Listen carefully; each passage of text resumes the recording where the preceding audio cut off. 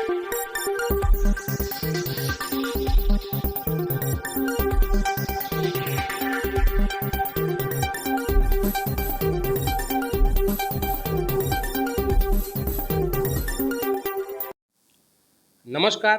इस माँ महामाया की पावन नगरी में मैं प्रकाश गुप्ता छत्तीसगढ़ न्यूज इरादा सच से आगे और मेरे यूट्यूब चैनल छत्तीसगढ़ न्यूज इरादा सच से आगे में मेरे दर्शकों का हार्दिक अभिनंदन स्वागत करता हूँ।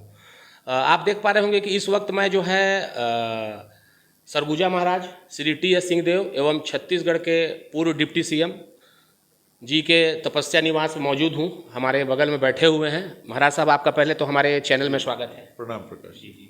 तो महाराज साहब, सबसे पहला चीज़ तो मैं आपसे ये जानना चाहूँगा कि अभी जो आप लोग का वोट चोर गद्दी छोड़ को लेकर जो बिलासपुर में अभी प्रदेश स्तरीय सम्मेलन हुआ, उसके बारे में पहले तो महाराज साहब आप बताएंगे।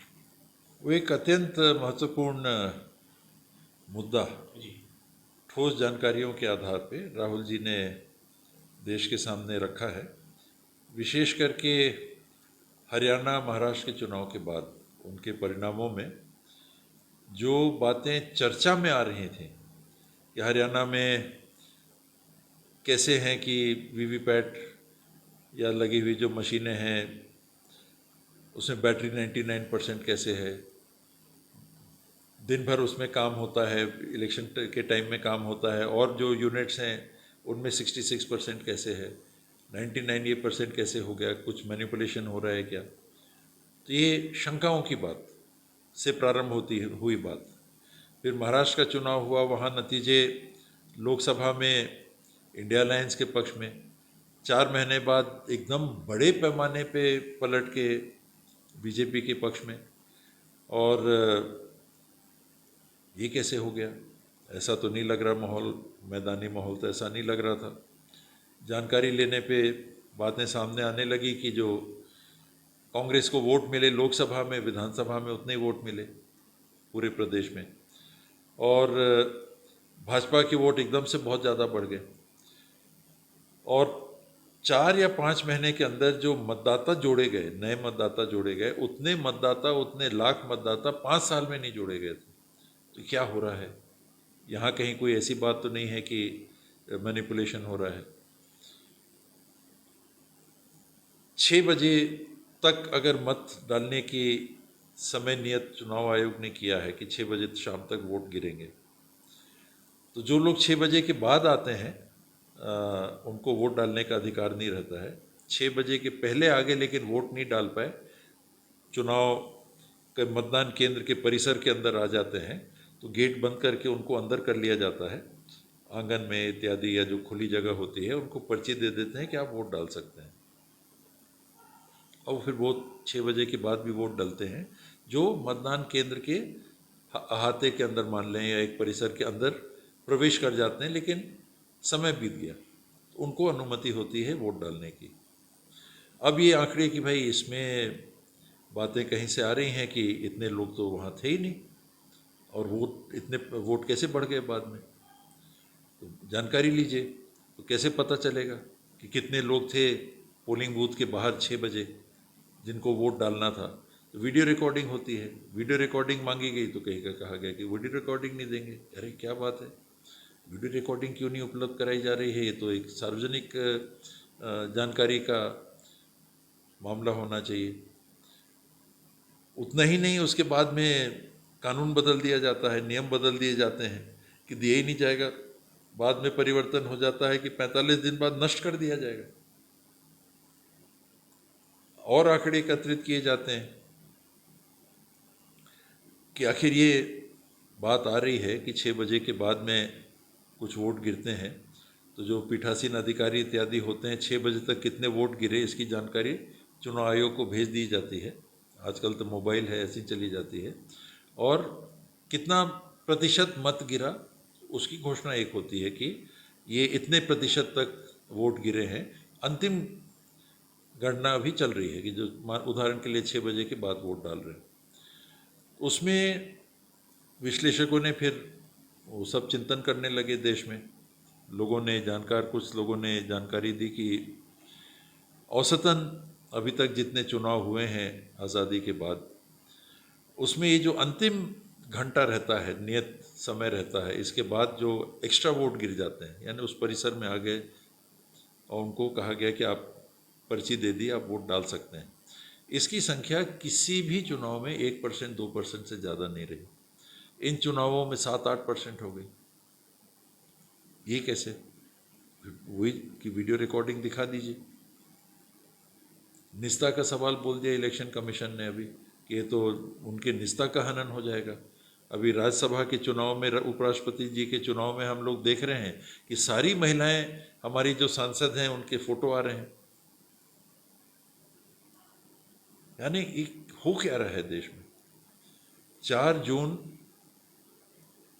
2024 को लोकसभा के चुनाव की गणना होती है और बाद में लोगों ने ये जानकारी प्रस्तुत की कि 4 जून को काउंटिंग हो गई, लेकिन 7वां राउंड या जो अंतिम राउंड था, 7वां या 8वां, जो भी उत्तर प्रदेश का आखिरी राउंड था, उसके अंतिम मतदाता संख्या को 6 या 7 तारीख को, 6 या 7 जून को घोषित किया गया।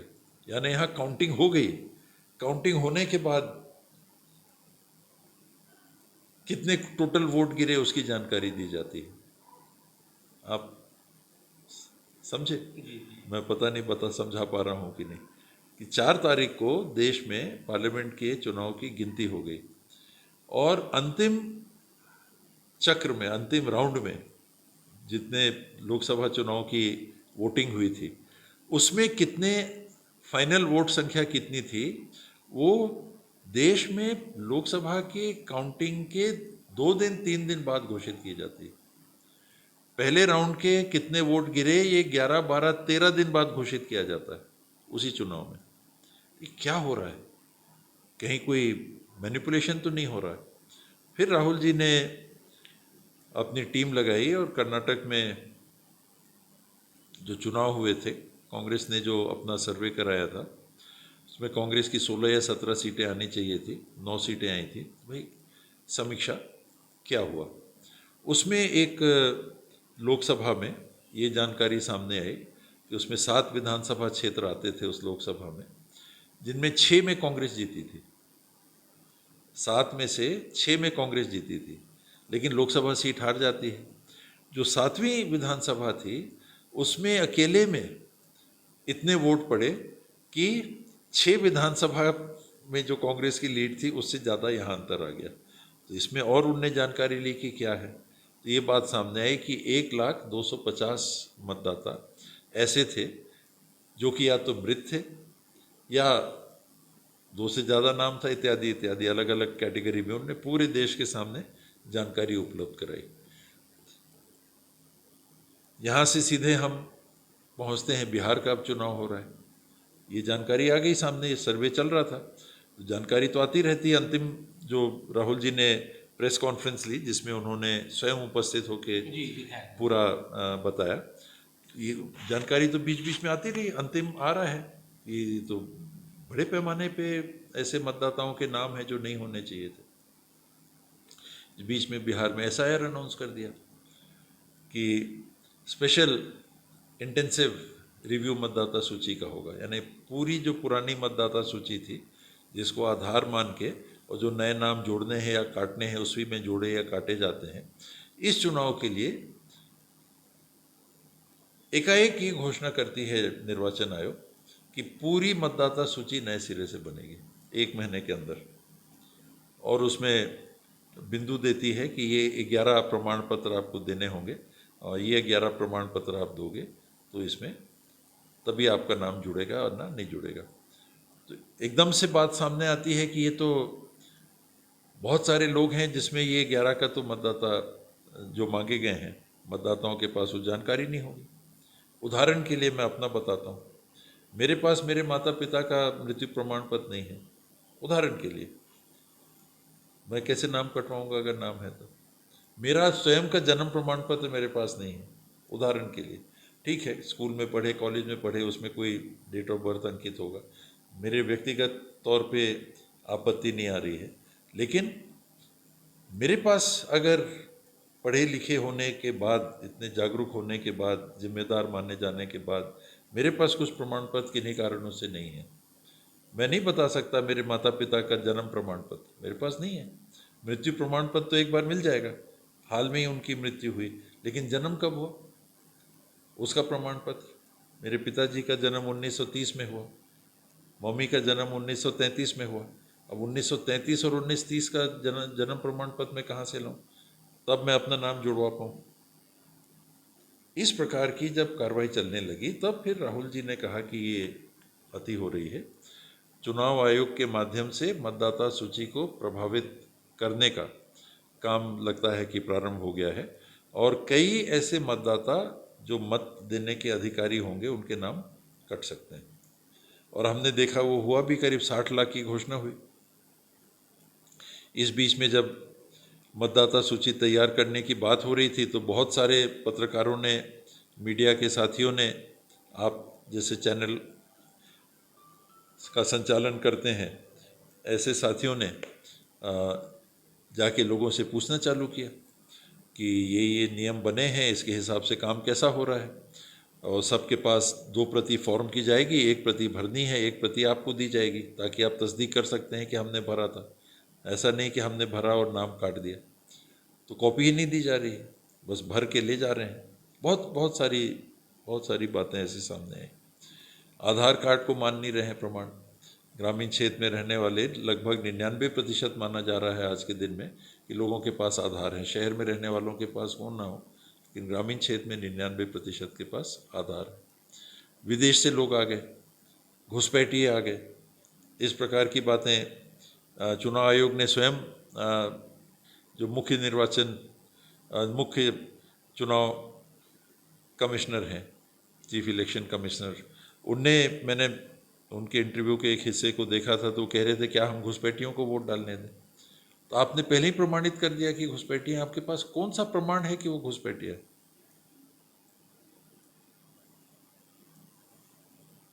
अगर कोई घुसपैठ एक देश से दूसरे देश में कर रहा है तो सर्वप्रथम जवाबदारी किसकी है? केंद्र सरकार के गृह मंत्रालय की। वहाँ से चूक गए, अंदर आ गए, और अब आपने पहले ही कह दिया बिना किसी प्रमाण के। आप चीफ इलेक्शन कमिश्नर हैं, अगर आप कह रहे हैं कि बाहर के लोग आ गए, मतलब आपको जानकारी है नेपाल से टी एस सिंहदेव आए, वरना आप कैसे कह देंगे संदेह के आधार पर? बांग्लादेश से प्रकाश आए, उन्होंने आके अपना नाम यहाँ पर लिखा दिया, तब तो वो कहेंगे कि बांग्लादेश से घुसपैठी है। आप किस आधार पे कह रहे हैं कि घुसपैठी आ गए? उस कौवा कान ले गया, कौवा कान ले गया, उधर कौवा को देख रहे हैं, कान तो यहीं पर है। घुसपैठी आ गए, किस प्रमाण पे? इस प्रकार की जब बातें होने लगी तो राहुल जी ने इसको अत्यधिक गंभीरता से लिया कि ये तो नाम ऐसे काट पीट के चुनाव जीती जाएंगे। कांग्रेस या इंडिया अलायंस का वोट बेस क्या है? ज़्यादा ग्रामीण होगा। भाजपा का वोट बेस क्या है? ज़्यादा शहर में माना जाता है कि भाजपा को सफलता मिलती है। ऐसा नहीं है कि कांग्रेस नहीं जीती, लेकिन भाजपा को मानते हैं कि शहर में थोड़ा उनका होता है, गांव में कांग्रेस का या इंडिया अलायंस के पार्टनर्स का होता है। प्रमाण पत्र किन के पास ज़्यादा होंगे? शहर वालों के पास, पढ़े हैं, स्कूल में गए हैं, इत्यादि इत्यादि इत्यादि इत्यादि। किन के पास नहीं होंगे? कौन नहीं पढ़ता ज़्यादा? गांव में रहने वाला। बीच में किसने पढ़ाई छोड़ दी? गांव में रहने वाला। किसके पास मृत्यु प्रमाण पत्र नहीं होगा, जन्म प्रमाण पत्र नहीं होगा? गांव में रहने वाला। किसके वोट ज़्यादा कटेंगे, किसके वोट ज़्यादा बचेंगे? ये जब खेल दिखने लगा तब उनने कहा कि ये तो ऐसे बात से कोई सुन नहीं रहा, कोई मान नहीं रहा। हम लोग भी थक हार के बैठे हुए हैं। राहुल जी ने तो बेड़ा उठा लिया। 50 साल से हम लोग कोशिश कर रहे हैं कि वोटर लिस्ट को सुधार कर लीजिए, सुधार कर लीजिए, कोई नहीं सुनता। चुनाव आयोग के प्रतिनिधि हम लोग कितने भी प्रभावशाली माने जाते हैं अपने क्षेत्र में या अन्यथा भी आप लीजिए, कोई भी ऐसा प्रभाव है, तो जब ये काम हमारे साथ ही करते हैं तो बिल्कुल सुनवाई नहीं के बराबर होती। ये नाम गलत जुड़ गए हैं, बाहर के हैं, ये देख लीजिए, कटवा दीजिए, यहाँ कोई रहता नहीं है, आइए जांच कर लीजिए। कौन करता है नहीं करता है बात अलग है।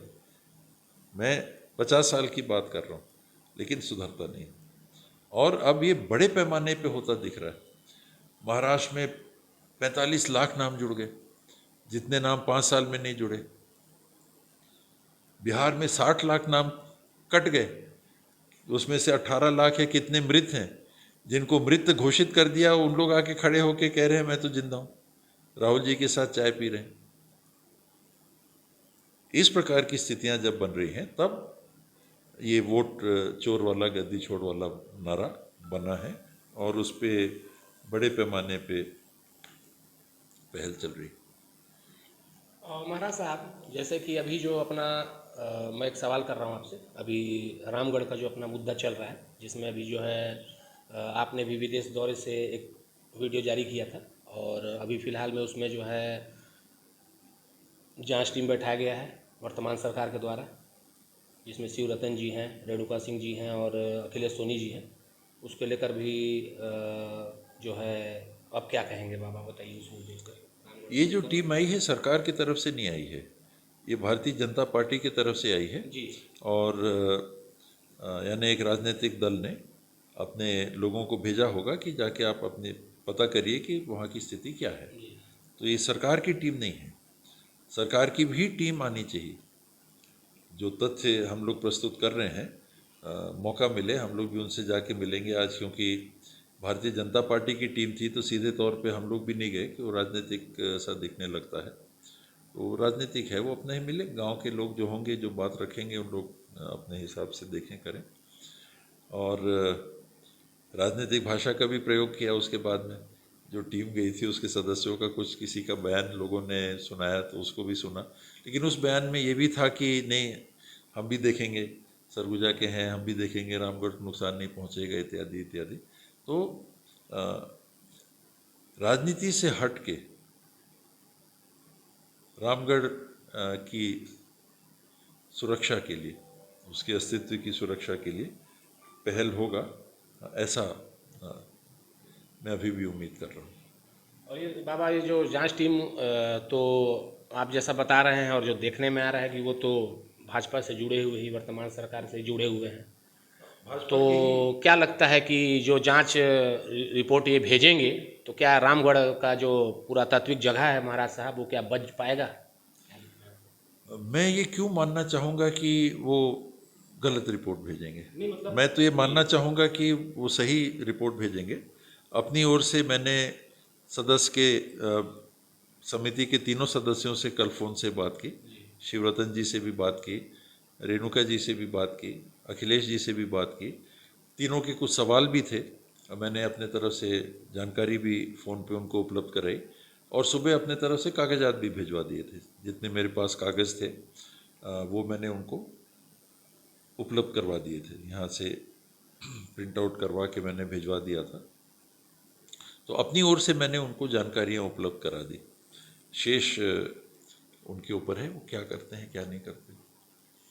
और बाकी अगर कुछ क्षति हो महाराज आने वाले समय में तो उसके लिए कांग्रेस पार्टी आप लोग कितना एक्टिव नजर आएंगे, बताइए हमारे दर्शकों को।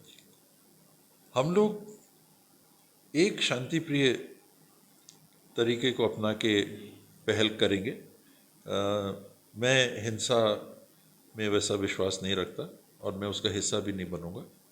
किसी हिंसात्मक और लोग हैं, अगर उनको वो तरीका अख्तियार करना हो तो वो उनके ऊपर है, लेकिन नहीं करना चाहिए, उसकी आवश्यकता भी नहीं है। तथ्यों को रखना है, कानून का रास्ता खुला रहता है। हम लोगों ने जो पहल की अभी शासकीय तौर पे पहल की, राजनीति को पीछे करके, कांग्रेस की तरफ से पहल नहीं हुई। एक समिति का गठन हुआ है, उस समिति की तरफ से बात आई। विष्णु देवसाई जी को भी मैंने जानकारी दी, उनसे बात भी हुई, मैंने उनके पास पूरी जानकारी भी जो मेरे पास थी मैंने उपलब्ध कराई। माननीय प्रधानमंत्री जी को भी मैंने जानकारी प्रेषित की है, जो भी जानकारी मेरे पास थी वो पत्र के माध्यम से, पोस्ट के माध्यम से उनके पास भी भेजी है। केंद्र के जो संबंधित मंत्री जी हैं उनके पास भी ये जानकारी मैंने उपलब्ध कराई है। तो ये तो प्रारंभिक कदम है कि सरकार में बैठे हुए जो जनप्रतिनिधि हैं उन लोग इन तथ्यों की जानकारी हासिल कर लेंगे कि जो हम लोग कह रहे हैं ये सही है कि नहीं। बात आ रही है कि 10 किलोमीटर के दायरे में बातें नहीं आती हैं, ये जो मंदिर हैं इत्यादि हैं, ये 10 किलोमीटर के बाहर हैं। सीता बैंगरा और जोगीमाड़ा की दूरी को कलेक्टर जब झा जी थे, उनने शायद कोई प्रमाण पत्र, अनापत्ति प्रमाण पत्र कुछ जारी किया था 11 किलोमीटर का हवाला देते हुए। लेकिन उन्होंने रामगढ़ की पहाड़ी के ऊपर जो राम जी, सीता जी और लक्ष्मण जी का मंदिर विद्यमान है, उसकी दूरी नहीं नापाई, उसका उल्लेख नहीं किया। वो 10 किलोमीटर के अंदर आता है, वो 9.13 किलोमीटर पे आता है। और वहाँ बेगा है, पुजारी जो बैठते हैं, उन लोग कहते हैं कि दहलता है, एकदम दहल जाता है, और लोग बता रहे हैं कि वहाँ दरारें आना चालू हो गई। हमारा साहब एक बोर्ड लगा है, मैं अपने दर्शकों को बताना चाहूँगा कि एक वहाँ पे दीवार में मतलब पत्थर जो है जी, उसमें लिखा हुआ है कि सावधान, पत्थर गिरने की संभावना है। तो ऐसी हाल है। ये स्वयं शासन के एक विभाग ने जी उसको लिखवाया है। जी तो उनकी संज्ञान में ये है कि ऐसी परिस्थिति है। एक तो बारिश पानी से प्राकृतिक हानि होती ही है, बहुत समय लगता है लेकिन हानि होती है। उसमें मानव दखल से हम हानि की संभावना को बढ़ा दे रहे हैं, वही हमारी चिंता है। वहाँ लोग बताते हैं कि जो अब तो रोड वहाँ तक पिछली सरकार में डामर करके सीढ़ियों तक पक्के की रोड बन गई है, ठीक ठाक रोड बन गई है। वहाँ से जो सीढ़ियाँ ऊपर जाती हैं, सिंह द्वार एक है, उसके पास में दरार आ गई है। और मैं समिति की बैठक में गया था, उनकी सूचना आई थी, तो वहाँ उन लोगों ने बताया कि करीब 12 या 20 फुट का ऐसा हिस्सा है जहाँ सीढ़ी के बगल से एकदम खाई, पहाड़ सीधे नीचे खड़ा गिरता है, और इधर सीढ़ी के बगल में सीधा ऐसा पहाड़ खड़ा है। वो हिस्सा टूटा तो ऊपर जाने का रास्ता बंद हो जाएगा।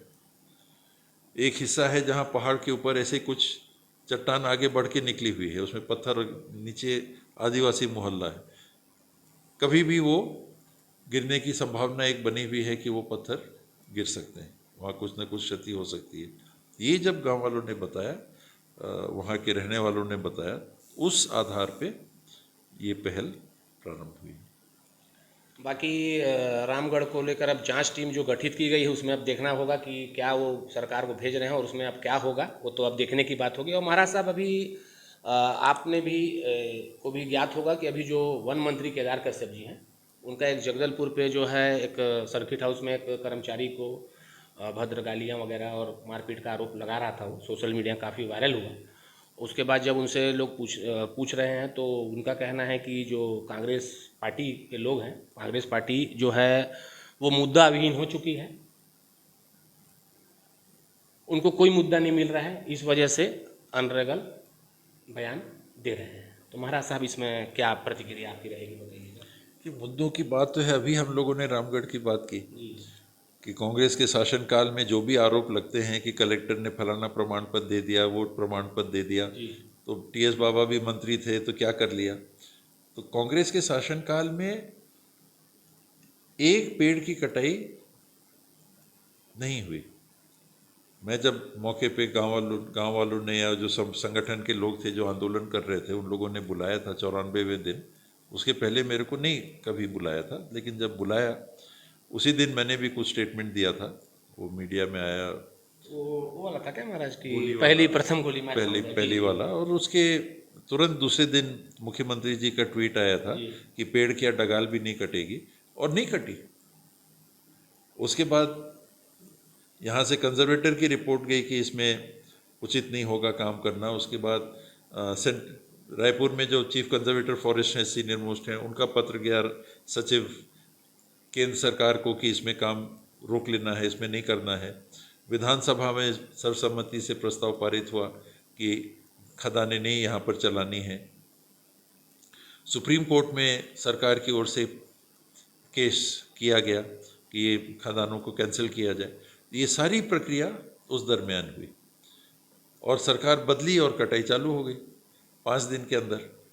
कैबिनेट भी नहीं बनी थी और पेड़ कटाई चालू हो गई। तो मुद्दे ही हैं। लॉ एंड ऑर्डर की बातें हैं, बिहार में बाढ़ की बातें हैं। लोग कह रहे हैं कि यानी कांग्रेस पार्टी ने चंदा इत्यादि करने की बात की कि हम लोग पैसे एकत्रित करके वहाँ मदद के लिए भेजेंगे, और सभी जिला कांग्रेस कमेटियों से प्रदेश अध्यक्ष जी ने अपील की है कि सहयोग आप लोग भी बस्तर के लिए वहाँ से जुटाएं। खाद की समस्याएं आप देख रहे हैं, लॉ एंड ऑर्डर की समस्याएं आप देख रहे हैं, बिजली बिल की समस्याएं आप देख रहे हैं। यूरिया 1200 रुपये में, 268 रुपये बोरी का यूरिया 1200 रुपये में बिक्री हो रहा है, ये अपन देख रहे हैं। मुद्दों की तो कमी की कोई बात ही नहीं है। स्वास्थ्य विभाग की बात है, वहाँ किस प्रकार से काम चल रहा है, शिक्षा के क्षेत्र में क्या हो रहा है, कितनी भर्तियाँ हो रही हैं, कितने नहीं हो रही हैं, कितने आंदोलन हो रहे हैं, कांग्रेस थोड़ा ना करवा रही।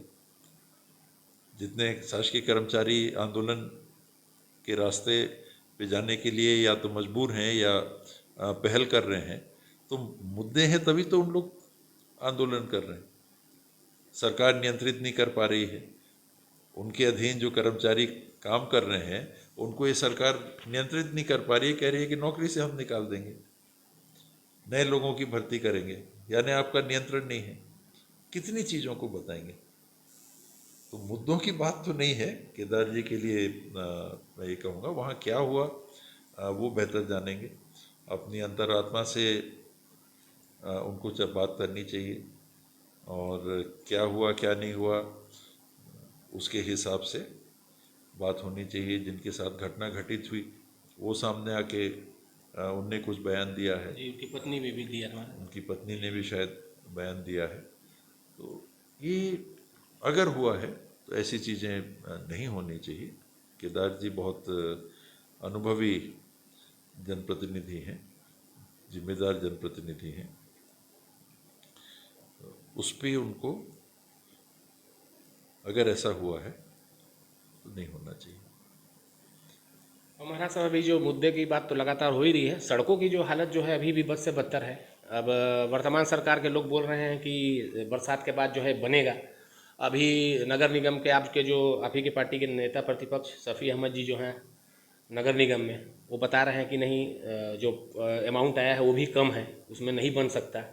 तो उसमें महाराज साहब क्या जरूरत है सरकार को करने की? ये रोड तो नगर निगम की है नहीं। नगर निगम की अलग सड़कें हैं शहर के अंदर की, जिनकी स्थिति अच्छी कई जगह अभी नहीं दिख रही है।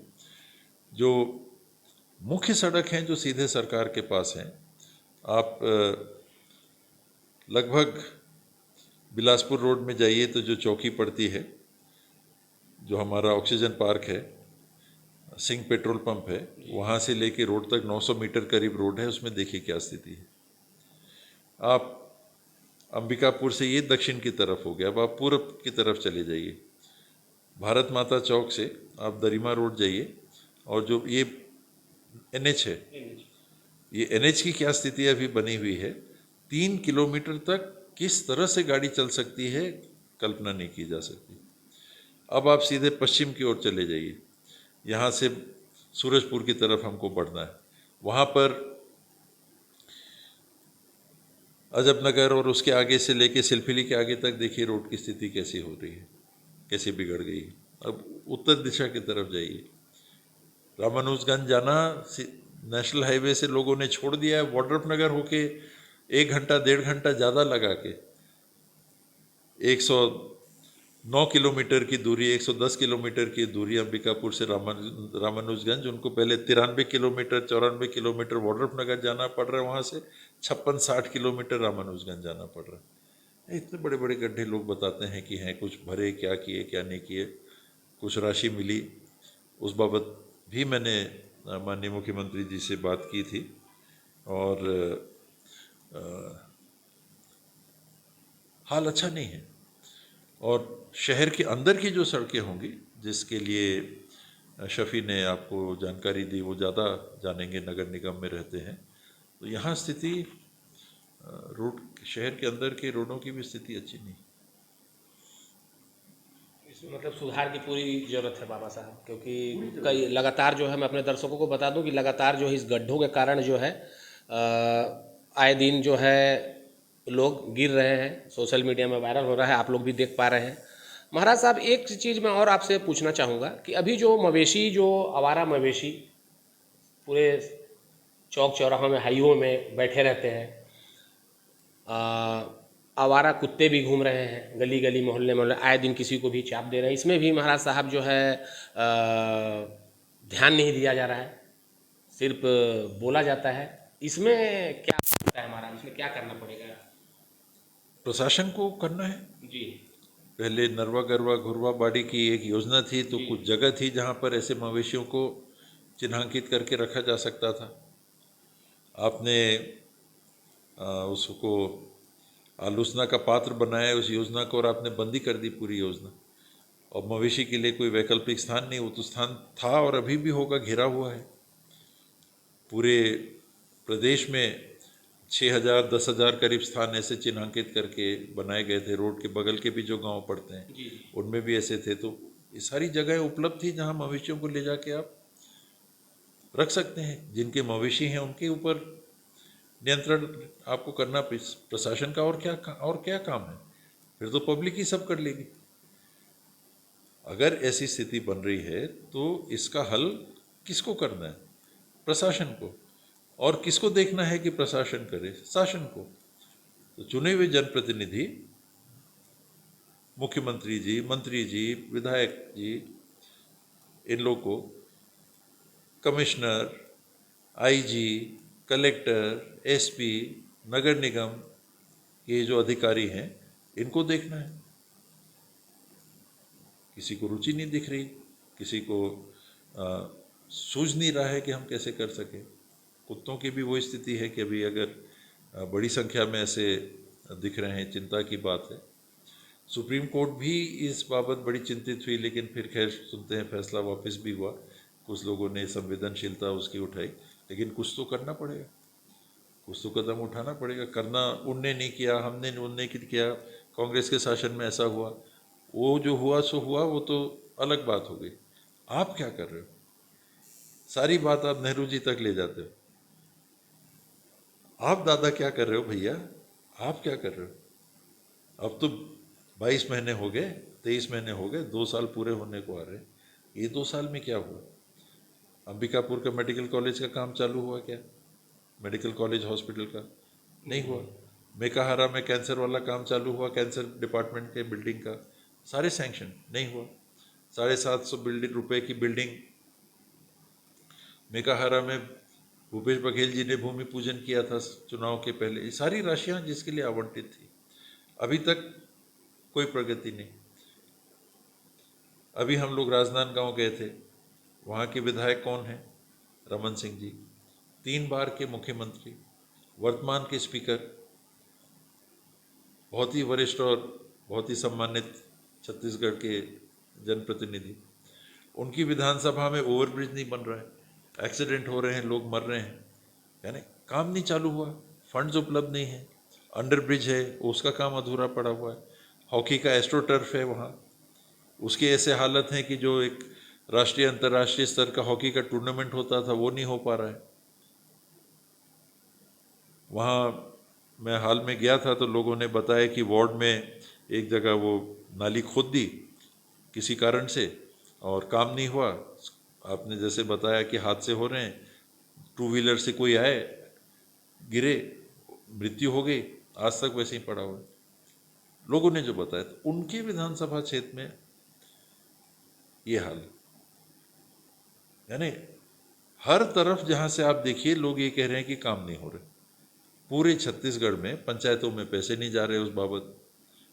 आपने रोजगार गारंटी को पंगु बना दिया, सारे फंड्स को आपने प्रधानमंत्री आवास की तरफ लोग बता रहे हैं कि डाइवर्ट कर दिया। जो मनरेगा में काम नहीं हो रहे, पंचायतों के पास वैसे पैसे नहीं जा रहे पहले की तुलना में, काम कहाँ हो रहे? शिक्षा के क्षेत्र में कहीं स्कूल नहीं भर्ती, स्वास्थ्य विभाग में नहीं भर्ती, सेवा के क्षेत्र हैं, कुछ हुआ कितना हुआ, पुलिस विभाग नहीं भर्ती, 2 साल होने को आ रहे हैं। यही स्थिति देखिए। हमारा साहब अभी जो जीएसटी 2.0 जो अभी वर्तमान सरकार के द्वारा जो जीएसटी में थोड़ा कमी लाया गया है, उसको आप किस तरह से देख रहे हैं महाराज, क्या कहेंगे उसके बारे में? पहले दिन से कांग्रेस पार्टी ये कह रही थी कि ये गलत निर्णय हो रहा है, और वर्तमान प्रधानमंत्री जी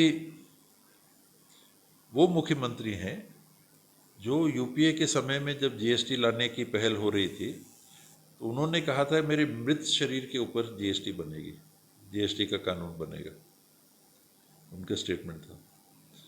और 14-15 अगस्त के दरमियाने की रात को 12 बजे के बाद उन्होंने जीएसटी के कानून को पारित करवाया कि मान लो कि नई आज़ादी हो रही है। देश आज़ाद हुआ था 15 अगस्त यानी 14 अगस्त की रात 12 बजे नेहरू जी की स्पीच वगैरह वगैरह वो हुआ था।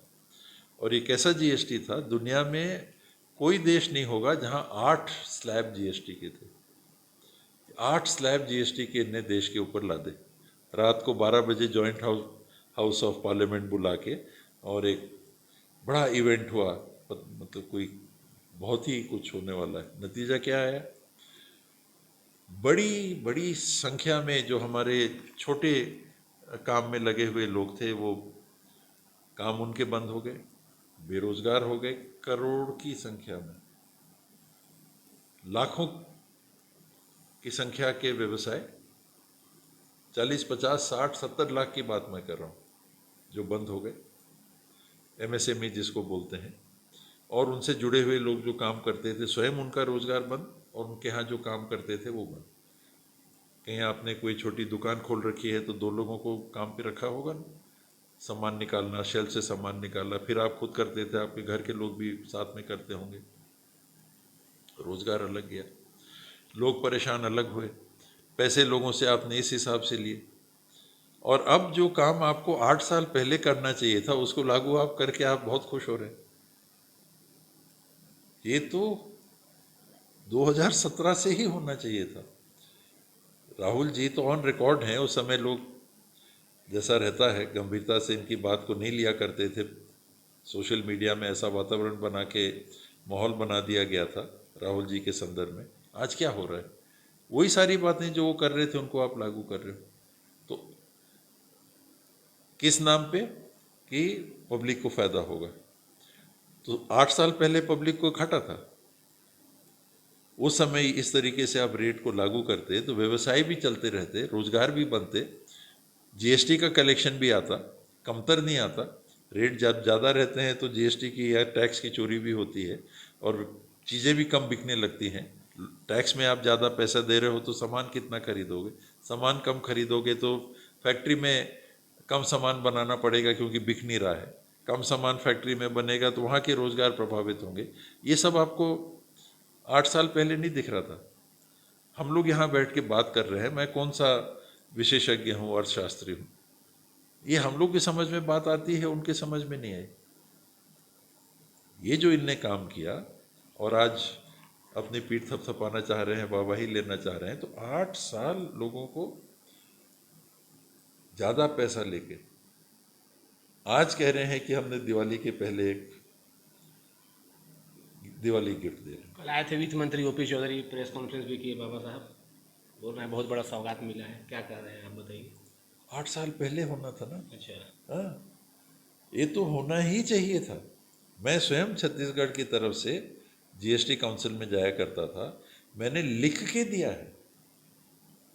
मैं तो 4 साल वाली बात आपको बता रहा हूँ, यानी 2 साल इधर हो गए और 2018 में चुनाव में हम लोग जीत पाए थे।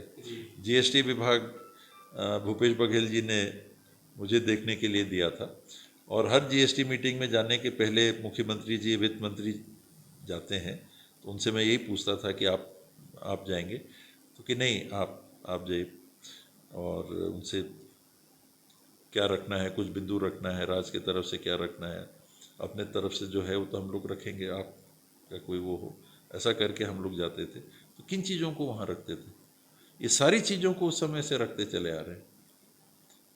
ये कोई आज का नया चीज़ है, तो उतने साल तो नहीं किए। जो चीज़ करनी चाहिए थी, जो दिख रहा है, खुले आँख से दिख रहा है, छोटी समझ से जो चीज़ समझ में आ रही है, ये गलत ढांचा बना के लादा हुआ है, तो ठीक करिए, ठीक नहीं। आज करके क्या उसका लाभ लेना चाह रहे? तो अब जो है मेरे दर्शकों को मैं बता दूं कि महाराज साहब का अब ज़्यादा समय मैं नहीं लूँगा, क्योंकि महाराज साहब अभी भी दिन भर मीटिंग में थे, अभी आए हुए हैं। और मैं अपनी वाणी को विराम करता हूं, और इसी तरह जो है आगे भी आप लोग को महाराज साहब के पास आते रहेंगे और सवाल का जवाब लेते रहेंगे और आप तक पहुंचाते रहेंगे। अब मैं अपनी वाणी को विराम करता हूँ। जय हिंद, जय भारत, जय छत्तीसगढ़।